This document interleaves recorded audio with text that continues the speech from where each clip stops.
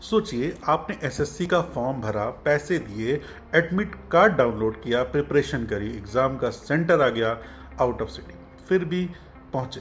लेकिन एग्ज़ाम देने गए तो बोला गया सर्वर डाउन है, पेपर कैंसिल हो गया। और जब आप क्लैरिफिकेशन मांगते हो तो जवाब नहीं मिलता। जब प्रोटेस्ट करते हो तो पुलिस आती है, लाठियाँ चलाती है, लाठी चार्ज करती है, टीचर्स तक को गिरफ्तार किया जाता है। ये हो रहा है 2025 के एसएससी फेज 13 रिक्रूटमेंट एग्जाम में।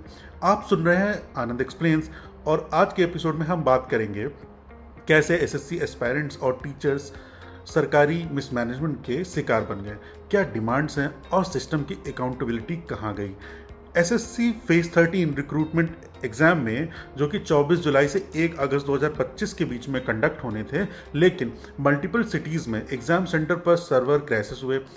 वैलिड एडमिट कार्ड होल्डर्स को एग्जाम हॉल के गेट से ही रिटर्न कर दिया गया। कई जगह लास्ट मिनट एग्जाम कैंसिलेशन हुए बिना कोई प्रायर एसएमएस ईमेल इन्फॉर्मेशन के। कुछ स्टूडेंट्स को उनके रजिस्टर्ड एग्जाम सेंटर से 200-300 किलोमीटर दूर का लोकेशन दिया गया। एस्पायरेंट्स ने एग्जाम सेंटर के बाहर देखा कि bouncer security personnel gate block कर रहे हैं, किसी भी तरह एंट्री डिनाई की जा रही है।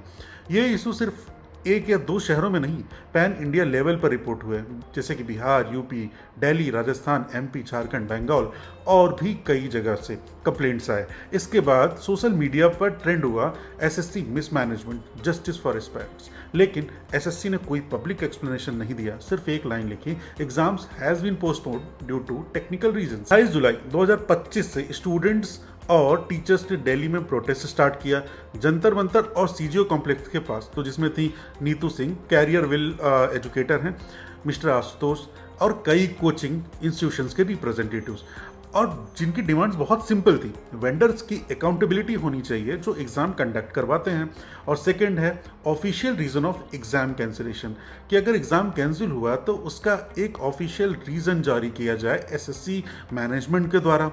और रीशेड्यूलिंग प्लान क्या है, अगर एग्ज़ाम कैंसिल हुए तो वो कैसे अफेक्ट हो रहा है और उसका रीशेड्यूल कैसे करना है, इसके बारे में प्रॉपर अकाउंटेबिलिटी होनी चाहिए या प्लान शेयर होना चाहिए। और चौथा डिमांड था कि जैसे कंपेंसेशन फॉर अफेक्टेड कैंडिडेट्स, जो स्टूडेंट्स बहुत दूर से ट्रैवल करके आए हैं, 10 कंपनसेशन का जो है प्लान होना चाहिए एसएससी मैनेजमेंट के पास। लेकिन रिस्पॉन्स मिलता है पुलिस लाठीचार्ज, टीचर्स डिटेन किए जाते हैं, फ़ोन जो है वो कन्फिस्केट किए जाते हैं, no media interaction allowed at protest site. जिससे नीति जू को पुलिस ने ग्राउंड से उठा के वैन में डाल दिया। वायरल वीडियोस में उनका फ़ोन लेते हुए और उन्हें ज़बरदस्ती ले जाते हैं, विजुअल्स भी आए हैं इसके। दूसरे एजुकेटर्स को भी टेम्पररी डिटेन किया जाता है। ये सब पीसफुल प्रोटेस्ट के दौरान हुआ, कोई वायलेंस या इलीगल एक्टिविटी रिपोर्ट नहीं हुई थी। सबसे पहला सवाल ये उठता है कि एग्ज़ाम कैंसिल क्यों हुआ, सर्वर क्रैश क्यों हुआ, सिस्टम फेल क्यों हुआ। रियलिटी ये है कि एसएससी एग्जाम्स का technical infrastructure including software, servers and exam centre management mostly private vendors के थ्रू आउटसोर्स किया जाता है। इन वेंडर्स का काम होता है क्वेश्चन पेपर एनक्रिप्शन और उसकी डिलीवरी, ऑनलाइन एग्जाम प्लेटफॉर्म को रेडी करना और server up time and reliability पे काम करना, कैंडिडेट्स वेरिफिकेशन सिस्टम्स का पूरा मैनेजमेंट चलाना और उसके बाद सीसीटीवी बेस्ड मॉनिटरिंग एग्ज़ाम के दौरान। लेकिन 2025 के फेज 13 एग्ज़ाम में कई सिटीज़ में एग्ज़ाम सर्वर्स डाउन हो गए, कुछ सेंटर में एग्ज़ाम हॉल ही बंद मिले, कई क्वेश्चंस पेपर लोड ही नहीं हो रहे थे और कुछ जगह लॉगिन क्रेडेंशियल भी फेल हो रहे थे।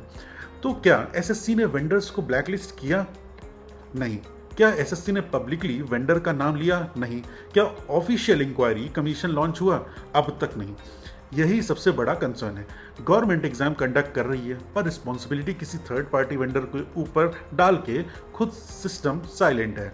अब बात करते हैं कि एसएससी एस्पायरेंट और प्रोटेस्टिंग एजुकेटर्स क्या मांग रहे हैं। पहला, वेंडर अकाउंटेबिलिटी। जिस वेंडर ने फेज 13 एग्जाम कंडक्ट किया उसका फुल ऑडिट हो, अगर प्रूफ होती है तो उसको ब्लैकलिस्ट किया जाए और लीगल एक्शन लिया जाए। री एग्जाम, और सेकंड पॉइंट है कि री एग्जाम अनाउंसमेंट विद ट्रांसपेरेंसी, कि एक फ्रेश शेड्यूल रिलीज हो with clear centre allocation, buffer time and real time tracking system proper हो। और तीसरा है रिफंड और कंपनसेशन, जो स्टूडेंट ट्रैवल, स्टे और लॉस ऑफ डे का शिकार हुए उन्हें मिनिमम रिफंड दिया जाए या एग्जाम फी वापस मिले।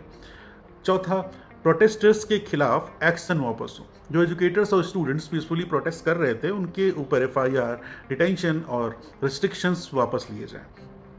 और फिफ्थ है जैसे फ्यूचर सेफगार्ड, एक ट्रांसपेरेंट मैकेनिज्म बनाया जाए जिसमें एग्जाम फेलियर केसेस के रियल टाइम ग्रीवांस रिड्रेसल हो, जैसे कि हेल्पलाइन, व्हाट्सएप बॉट या फिर लाइव टिकटिंग सिस्टम हो कि एटलीस्ट थोड़ा पहले पता चल जाए if there are some failures. Aspirants का कहना है कि अगर मैं एक प्राइवेट आईटी जॉब के लिए अप्लाई करता हूं और सिस्टम फेल हो जाए तो वो कंपनी माफ़ी भी मांगती है और दोबारा अपॉर्चुनिटी भी देती है, तो एसएससी क्यों साइलेंट है इस मामले में। और सबसे शॉकिंग बात यह है कि इतने बड़े लेवल पर एसएससी फेज 13 एग्जाम मिसमैनेजमेंट हुआ, वायरल वीडियोस आए, एजुकेटर्स गिरफ्तार हुए, लेकिन मेन स्ट्रीम मीडिया ने कवरेज तक नहीं दिया।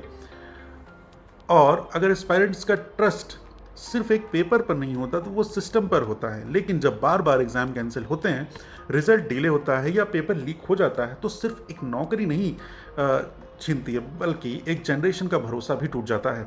सरकारी एग्जाम्स का इकोसिस्टम ऑलरेडी अनस्टेबल है। जैसे कि 2022 की बात करें, रीट पेपर लीक हुआ था राजस्थान में, 2023 में Bihar police exam paper leak हुआ, 2024 में CUET सर्वर क्रैश हुआ, 2025 में अभी जो देख रहे हैं आप एसएससी फेज 13 डिजास्टर, ये आपके सामने है। ये इंसिडेंट एक पैटर्न बन गए हैं। ये सिर्फ एसएससी एस्पायरेंट्स का प्रोटेस्ट नहीं था, ये हर उस स्टूडेंट की आवाज़ थी जो एक बेटर सिस्टम डिजर्व करता है। वीडियो अच्छी लगी हो तो इसको सब्सक्राइब करिए, चैनल को शेयर करिए और चैनल को सपोर्ट करिए दोस्तों। Thank you so much.